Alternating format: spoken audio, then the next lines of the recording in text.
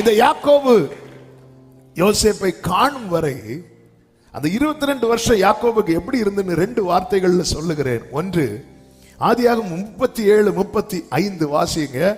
அவனுடைய குமாரத்திகள் எல்லாரும் அவனுக்கு ஆறுதல் சொல்ல வந்து நின்றார்கள்.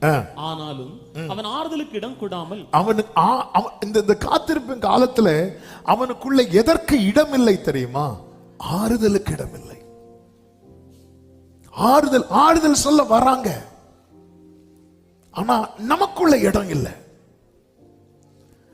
ஆமே, நம்ம நிறைய ஆறுதல்கள் வருகிறது, ஆனா உள்ள இடம் இல்லை. ஆமே, ஆறுதல்கள் சுத்தி எத்தனை பேர் ஆறுதல் சொல்றாங்க, ஆனா உள்ள இடம் இல்லையே.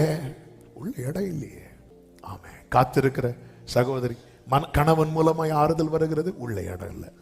மனைவி மூலமாய் ஆறுதல் வருகிறது, இடம் இல்லை. பிள்ளைங்க மூலமாய் ஆறுதல் வருகிறது, இடம் இல்லை. உள்ள இடம் இல்லை. ஏன்னா அதனாலதான் தாவீது சொல்லுகிறார், ஆண்டவரே, என் ஆவி என்னில் தியங்கும் போது நீர் என் பாதை அறிந்திருக்கிறீர். எப்படிப்பட்ட ஒரு சிச்சுவேஷன்ல நிக்கிறான். ஆறுதல் சொல்ல இடம் இல்லை. ஆறுதல் சொல்லதான் வந்து நிக்கிறாங்க, எல்லாரும் வந்து நிக்கிறாங்க. வந்து நிக்கிறது இவன் அழுறத பாக்குறதுக்கு இல்ல, ஆறுதல் சொல்ல. ஆனால் அவனுக்குள்ள இடம் இல்லை. அவன் என்ன செய்து கொண்டிருந்தான் தெரியுமா? இவ்விதமாய் அவனுடைய தகப்பன் அவனுக்காக அழுது கொண்டே இருந்தான். காத்திருப்பின் காலத்துல அதிகமா நம்ம செய்கிற காரியத்துல ஒன்று என்ன தெரியுமா? அழுகை. ஏன்னா நமக்குள்ள எதற்கு இடம் இல்லாமல் போகிறது?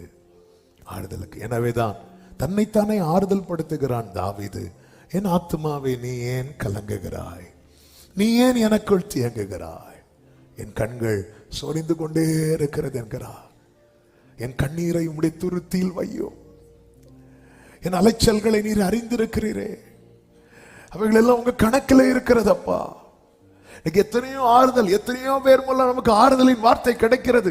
கேட்கும் போது சில நேரத்தில் நல்லா இருக்கு, ஆனா உள்ள இடம் இல்லை. இந்த பகல் வேளையில உங்களுக்கு ஆறுதலுக்கு உங்களுக்குள்ள இடமில்லாத அளவுக்கு நீங்க ஒரு பெயினை சுமக்கிறீங்கன்னா உங்களுக்கு ஒரு நற்செய்தி. இதன் மறுபக்கத்துல கர்த்தர் உங்களுக்கான யோசேப்பை உருவாக்கி கொண்டிருக்கிறார்.